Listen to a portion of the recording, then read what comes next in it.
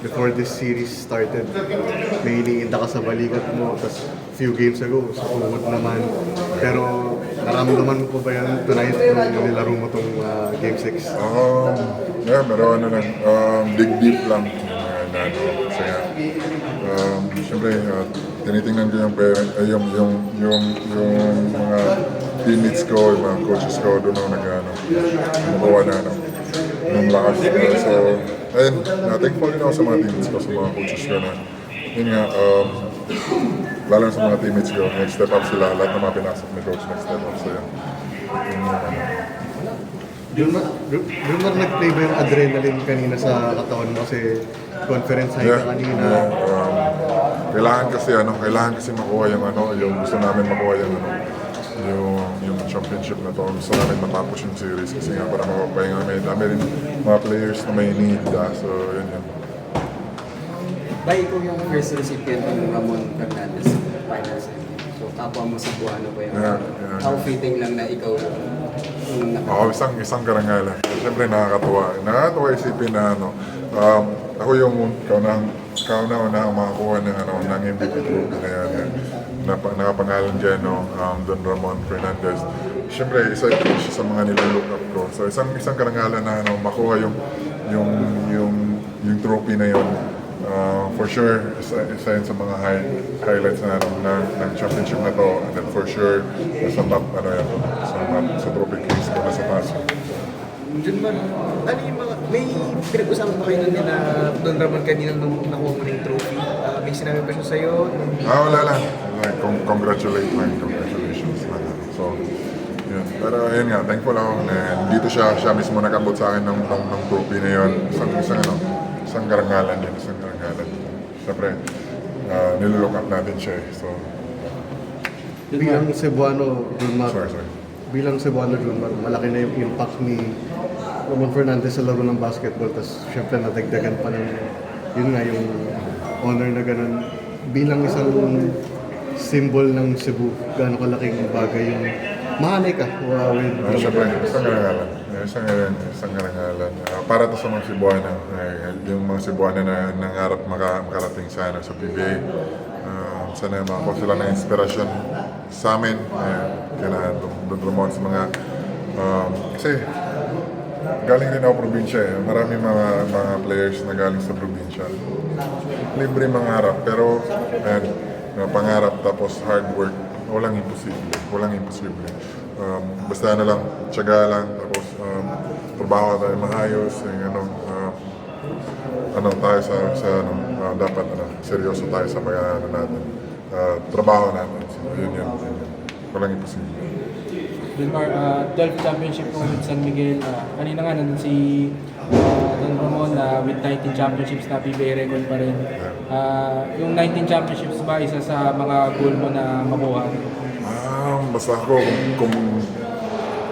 kung manalo ng championship, siyempre isang karangalan. Pero hindi ko maharap na habulin yung niya. Pero yun nga, yung habol ko championship. Yung gusto ko manalo ng championship habang nandito. So, siyempre, sobrang layo na pero, di ba, gusto ko manalo ng championships.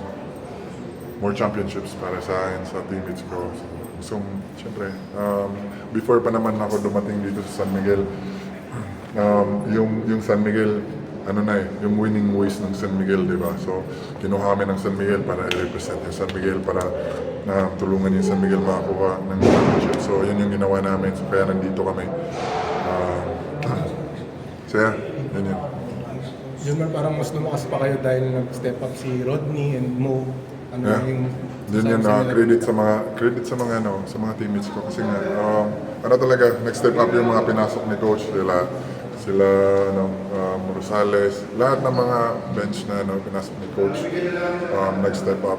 Hindi lang sa series na to kundi sa buong conference na to. Pangit nga namin start ng conference namin, dami namin adversity sa team, pero still nagano pa rin kami, stay composed, and then yun nga, nag-focus kami sa goal namin, which is yung championship na to. So, good thing nakuha namin. Junmar, kamusta yung injuries mo? Okay naman. Siyempre masakit, pero wala na.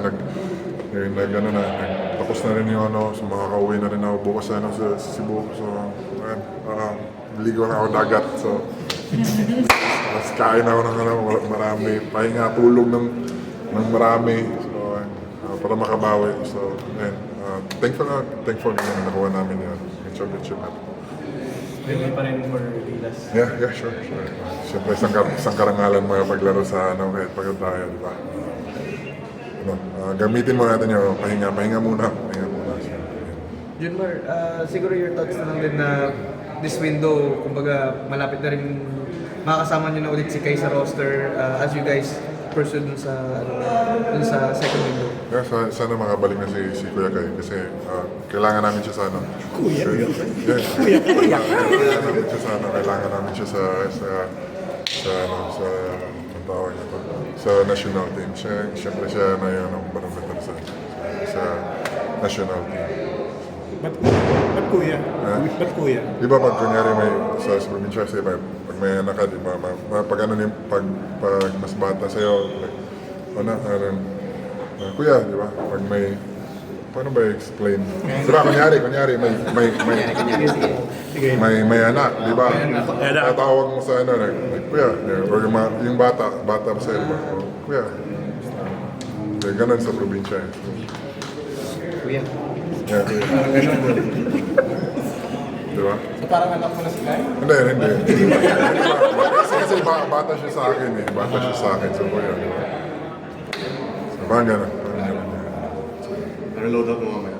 Ha? Ano load out mo? Sniper. Nari-ready na nga yung ano kay. Lockdown! Bilis na.